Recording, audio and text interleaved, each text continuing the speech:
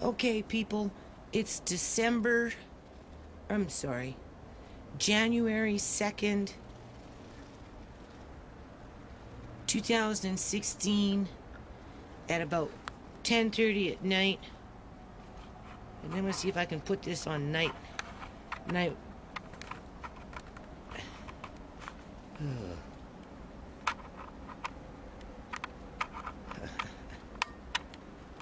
vision. Did that make any difference? I don't know. That's my car. Can you see how frosty it is outside? It's very cold. I'm gonna go see who's homeless. It was this time last year that I picked up a Surrey flu. Okay?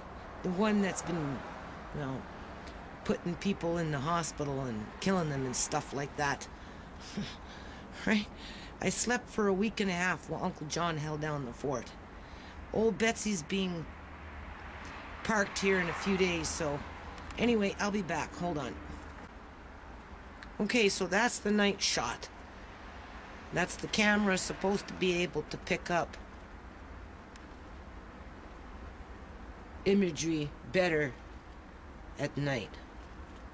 You can see how frosted everything is.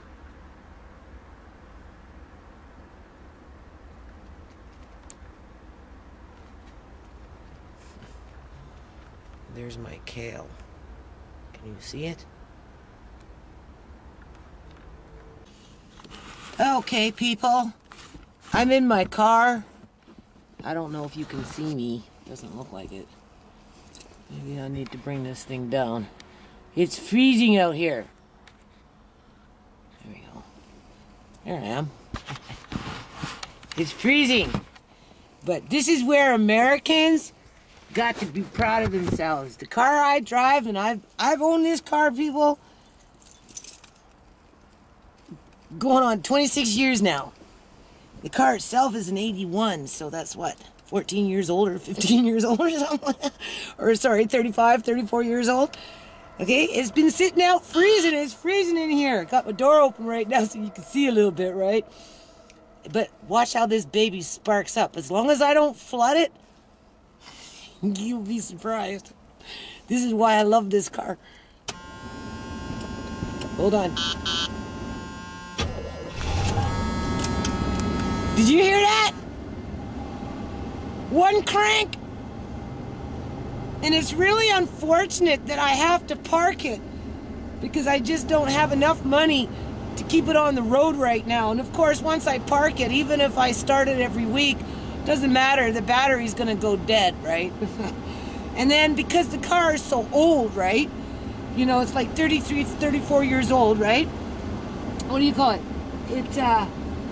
It's rusting out, right? The body will rust out before the motor is destroyed, right? That's not to say that the motor couldn't use some work on it, but for a 34-year-old car, for it to be sitting outside for, 48 hours, right? A good 24. Was I out yesterday with it? What was I doing yesterday? I just know that I've been home all day today, and it's pretty freaking cold outside right now. And this thing hasn't been started in over 24 hours. And you heard it, one crank. You heard it for yourself. Now I'm going to have to go outside and take my spatula, right? Scrape my windows. So I just wanted you to see this, you know. And then once she warms up a bit and I can actually drive out of here, you know, she still drives like an elevator. Like, honest to God, she drives like an elevator. You would think that you were in a brand new car the way she drives.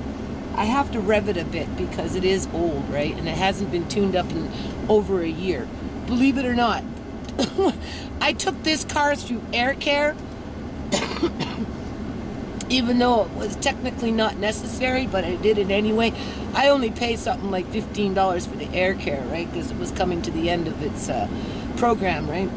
And that was in January of this time, because January of this time, I was sleeping. I had that Surrey flu, right? Can't really see myself, but anyway, can you see me? I had that Surrey flu, right? And I was sick. I slept for a whole week. and John watched the kids and Andre, and I went through the family line. Everybody was getting sick. I slept, you know, and then the second week, by halfway into the week, I wasn't sleeping so much, and then all of a sudden John got it, but I insured the car on the 9th, right, because, you know, we were wanting to go to the doctor and do some follow-up stuff, and this 2015 was a year to kind of start looking after ourselves a little bit more, right? Teeth and just general checkups, and, you know, try and eat better and take vitamins and all that other stuff, right? But when John got the flu, he was the last one to get it, and before he got real sick, by the second day, halfway through the second day, I said, gee, John, if you got what I got, you know, you need to go to hospital because you're old, right? And, you know, what am I going to do with you sleeping for a week, right? Like, honest to God, I didn't want him to get dehydrated and all this other crap, right? But he was already probably getting dehydrated because, like I said, I slept for a good week straight. Good week straight. And then the second week going into the flu that I have, whatever's out in Surrey that makes people cough, die. That's why I'm going out tonight. I'm going to see who's out in the streets tonight. I got a couple sweaters here, just a couple pairs of socks, nothing fancy, a pair of jeans that nobody wants, t-shirt, that kind of thing. I don't know. There's usually somebody that needs something out there, right? And a couple of boxes of crackers here, and we're gonna go see who's out and about in this type of weather and how they're feeling and what's been going on. So I just wanted to crank up the car, old Betsy, just to show the American people that watch this channel that, you know, it's a thumbs up all the way. Can you see that? All the way with the GM 81 Oldsmobile Cutlass LS. I tell you, this baby's gotten my family through everything. Everything. It's better than a truck, for crying out loud. It's moved thousands and thousands and thousands and thousands of pounds of weight. It's raised 5 kids. It's done all kinds of community activities and park events, and everybody wanted to ride around in Mama Lynn's car. It didn't matter what Mama Lynn's car looked like. They just wanted to be with Mama Lynn and riding around in her car, right? So I love this car, right? Anyway, we don't want to just brag on about the car. You know, that's not what we're out here for, so hold on a minute. Let me turn this thing off. And I gotta do these windows. Can you see?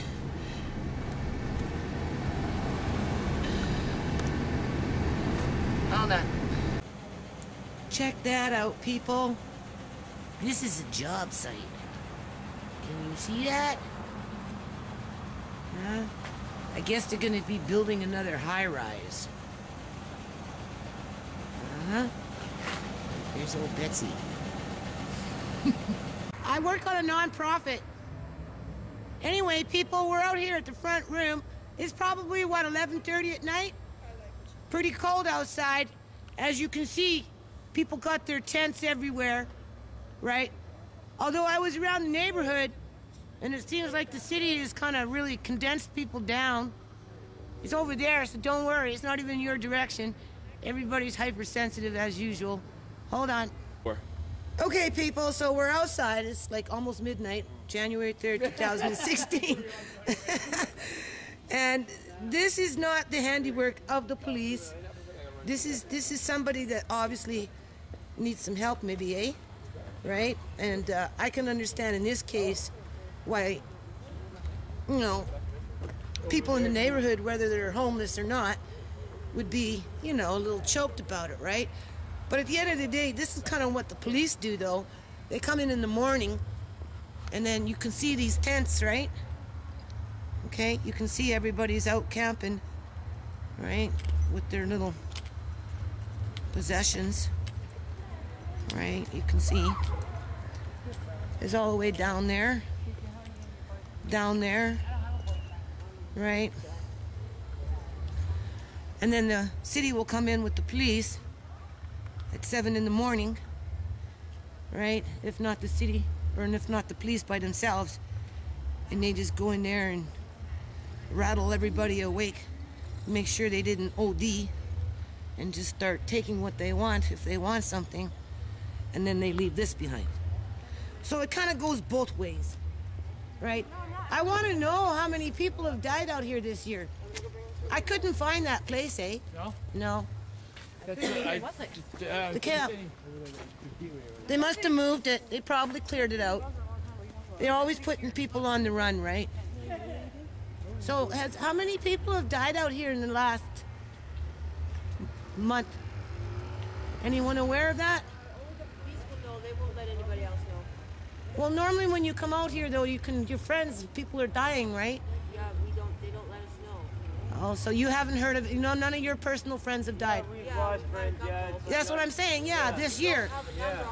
No, I know, Lost friends last week, don't really want to talk about it, thanks, though. Okay, so you heard that. So people are out here dying still, right? They are dying in 2013. No, this is just a reminder, right? This is a reminder. I work on a nonprofit. They need to be reminded, we know. That's why I'm doing this, to remind them. That's why I'm doing it. That's why. Last year, I came across 15, right? This year, I don't know, right? Okay. So anyway, it's been confirmed. People have been out here dying.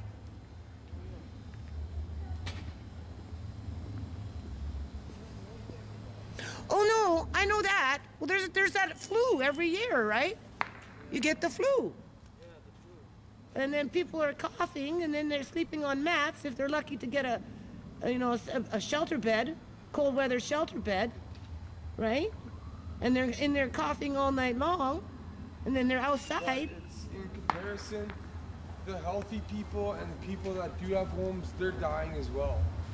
The people with the homes? Yeah. Why? It makes no difference. I know that, but You people can are get more cancer susceptible tomorrow, outside. you could be- In terms of Just lung infections and that type of stuff, out here You live your life and you make the best out of it, and that's the best way to put it.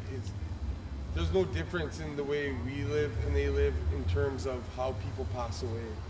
I mean, that's gonna happen anywhere. There's people that live in third world And you don't countries feel that this that instigates. we have it better than those countries that are war torn. We still have it better than them. Well, Our kids are dying. I'm from glad that you bombs. have an optimistic We're dying- look on life We're somewhat for a homeless self-inflicting. person. Like, our death is somewhat self-inflicted, and I will admit that as an addict. You've been And some other conditioned. people might be mad at me You've right been now, but conditioned to some accept of your our deaths are fate. self-inflicted. But who's to say this is your fate? We can't blame that on anyone. That's Not blaming anyone, but you're not getting the proper health care that you need. Let's be honest about it. That's why I'm here, to remind people that they're not getting the proper health care, and we need to start asking for proper health care. What's that? Pardon me? Last year with the healthcare and Well, I was out here last year. yeah, I know, that's what I mean. I'm having deja vu.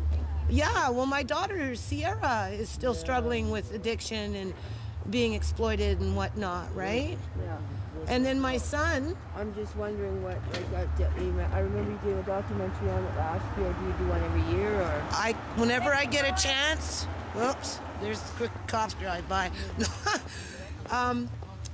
My dad was medically kidnapped, so I've been kind of like having a difficult emotional time this year.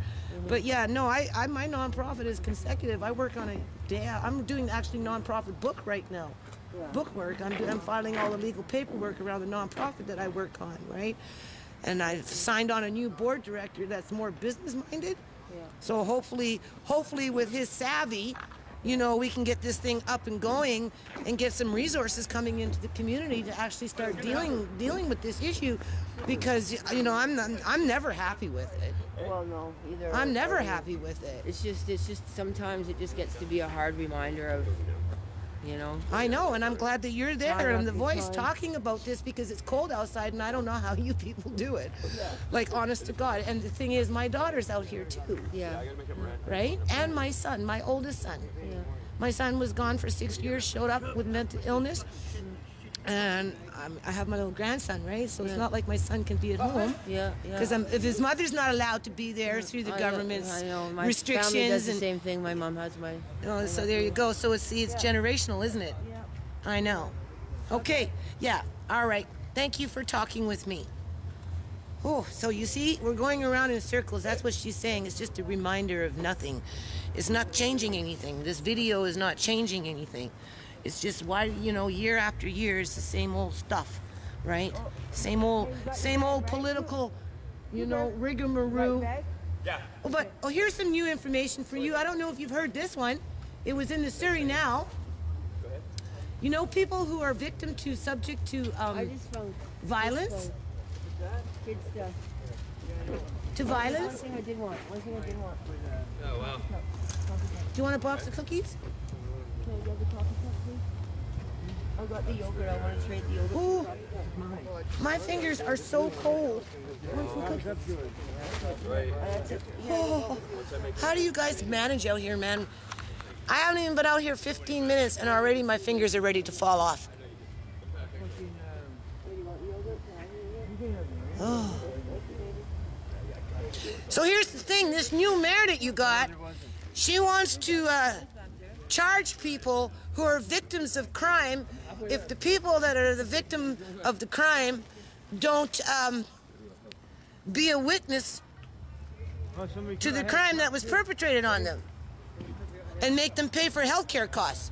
So in other words, if somebody out here gets stabbed and doesn't want to say who stabbed him because he's, you know, doesn't or she doesn't want to rock the boat, the mayor of this city, under the Forfeiture and Seizure Act that allows the city and the police to come in here and just come at 7 in the morning and just pillage to tent after tent after tent. No, yeah, but that's you know, that's common sense, and that's I don't blame them. It is an eyesore to a community. Give it, you know, no offense, but even I can see that. Like, I'm not stupid.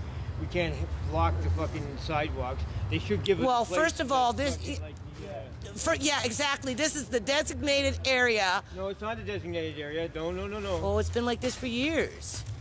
Yeah, no, this is designated area only because we choose, because of the things are here for us to It's not you use. choose, you have no choice.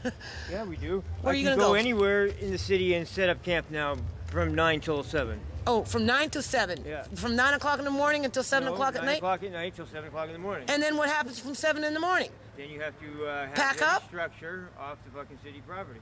Oh, wow, geez, in the middle of freezing winter with your nose dripping like it is right Anyway. now. That's unfair. That's watch, man, it's a car coming. Okay, so these people gotta get. Fucking stop doing drugs and live indoors like a normal person. Yeah, well, you know what? Well, I don't do drugs and I live like a normal person and I'm facing homelessness, right?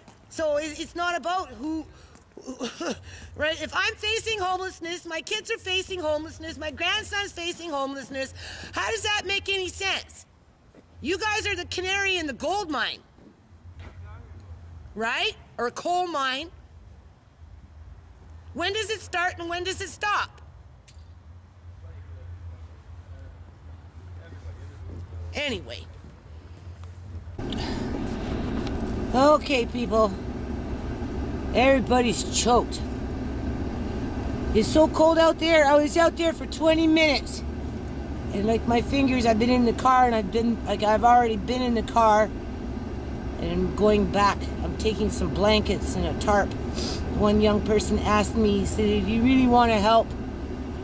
They were gonna let me do like a little talk there, right? With my Merex hat on. But then a lady, they call it dropping, right? That's where they have a reaction to the drug that they're doing, and there's somebody out there that has access to Narcan, which starts the heart because the heart stops, right? But it's so cold out there. I don't know. These people are brave. I tell you, they're freaking brave. So anyway, they're getting agitated, and you know, it's like hard, right? It's hard, and I can understand why they'd be getting agitated. But I'm trying to tell them myself, like, you know, I'm not far from being homeless myself out here yet, right? And cars going off the road, so you know how it is, right? Where's my hat? Let me put my hat on.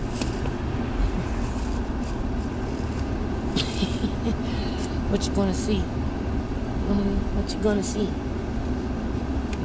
Wanna see my hat? Where's my hat? Yeah, there's the police. I better behave myself. Right. Better behave myself.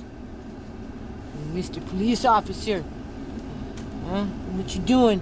I'm dropping off a couple of blankets here, and a quilt, and a tarp, and a scarf.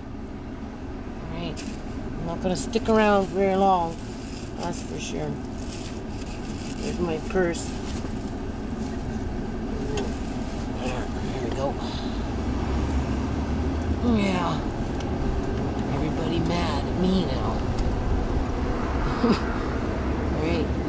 They think I'm being insensitive. I'm not the one that's being insensitive here. It's the city and the provincial government that's being insensitive. Right? You know what I'm saying? So, I have to turn this thing off before I roll up too close.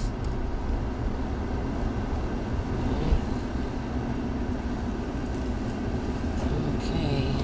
Look how foggy it is, people. See? Can't see nothing. Can you see how foggy it is? Alright. Hold on a minute. Okay.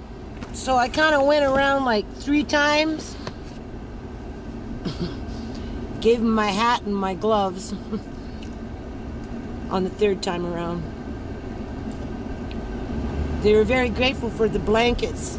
There was a lady there that almost had a heart attack, right? So initially they were gonna participate more, right? But it's really cold out there, people. I wasn't even out there with 20 minutes with a pair of gloves on, and my fingers were already freezing. So, you know, it's crazy. I don't know. I'd say there's probably a good 50 people, 75 people in and around just that area alone, in terms of outside and maybe what's inside the shelter. I didn't go inside the shelter tonight. I didn't feel like being a drama queen, right, with the workers, you know. So, I got about maybe 6 more days with my car on the road. And then after that, there's no reason to be parking this car in terms of, you can hear it. Can you hear the way it's driving? Sounding pretty nice. It's driving pretty good too. The only thing is, if I insure it for a year, I have to pay the car insurance every month, whether I'm driving it or not. And financially, I'm in a position right now where if she was to break down for whatever reason, and I had to put in anywhere between $200 to $700 worth of motor work into it, because, you know, it's a car, it's 33 years old, it requires mechanical work from time to time, right? You know, sometimes things break on it, right? And, you know, depending on what it is. So I can't risk it, you know, I gotta pay that old royal off, right? You know what I'm saying? Okay. So anyway, one good deed for today, right? Listen to her purr. She's just purring. God, I love this car. The best thing that ever happened to this family, including Uncle John. Uncle John bought this car 25 years ago. He loved this car too.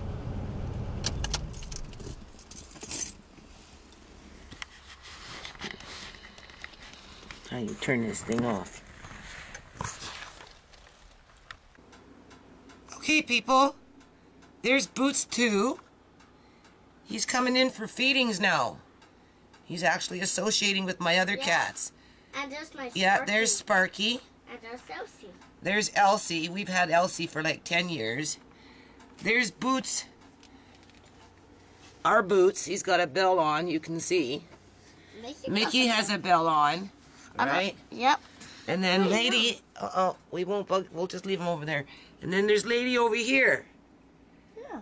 So he's hungry, so we'll make sure we get some extra food outside. I just saw a different cat. Okay. There's Boost 2. I put some food down there on the ground. Where is it? There it is. Alright. 'Cause he's shy, eh? No, Elsie. The one that's 10 years old, she gets all, you know, freaks everybody out.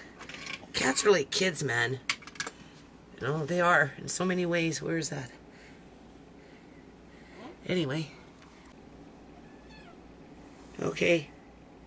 So he found some food. So he gets a big bowl today. Alright? He's just a homeless cat. But anyway. Do you see that old gray Tom? I think it's a Tom. It likes to come to my yard and hang out. I don't know what it's doing right now.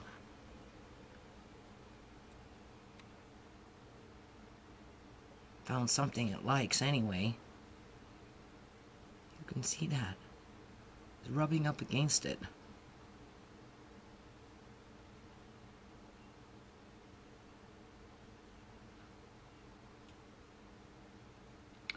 Although I think this one has a home. I think this one lives next door. But cats like to congregate, right? So it's just another one of those cats come around my yard, hang out.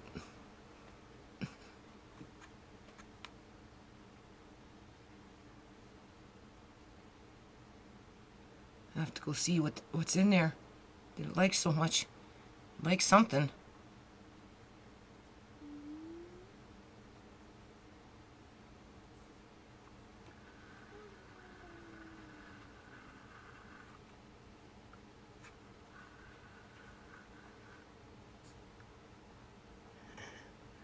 I'm on my inside. I can't see it. It has an unusual face. Anyway. Yeah. Went to open the door and the bloody thing took off. Okay, people, do you see? There's Boots 2. He was just eating some food. I just Right. want to eat a bird. And there's Lady. Right. My windows are dirty. He seen me come, right? So he took off away from the food here. He's getting friendly with the cats. He's a little more brave. He's coming up on the porch. It's almost like he's waiting for Brekkie in the morning now. Because he was up over there. Yeah. Yeah. So anyway, I don't know. He's kind of adopting us here.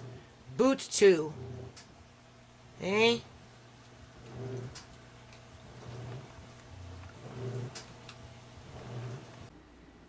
Okay, people. That's Boots 2. I don't know. There's Lady. Alright. That was the homeless cat with the kitten. Boots 2 is a Tom that's been abandoned at some point somewhere and likes to hang around the yard. He's been hanging around for a couple of years, but now he's getting a little more braver. There's Elsie. She's like 10 years old and she's such a bitch. I'm surprised she's letting Boots 2 sit up here and eat. And there's our other Boots right there. That's Boots 1. He's just sitting there, right? He's got some food, he's not eating it. But that's Boots 2. I'm surprised. You see, he won't, if I open the door, he'll run away, right? But cats are funny with their politics, right? They're like, you know, they gotta have their own bowls, and, you know, they have their pecking order in terms of who gets to eat first, and everybody waits, and then we've got Mickey over here. He's Mickey. And then the kitten, Sparky, I don't know where she took off to, but she's running around. Right, so it's like I got 6 cats, people. Don't ask me how I got 6 cats. Can't afford 6 cats. I don't know what to do with these cats. But anyway, this is about Boots 2 getting all up in the mix with the cats. Alright, where is he? There he is. I gotta wash this window. He never gets to go inside that one. Alright, because he's too scared. Yeah, he's too scared. But he's kind of getting with the routine because I've been feeding them outside, and he knows, right? So get up in the morning and I look outside and, you know, open the door and they're all sitting on the porch waiting for their food, and this one comes and he's waiting too.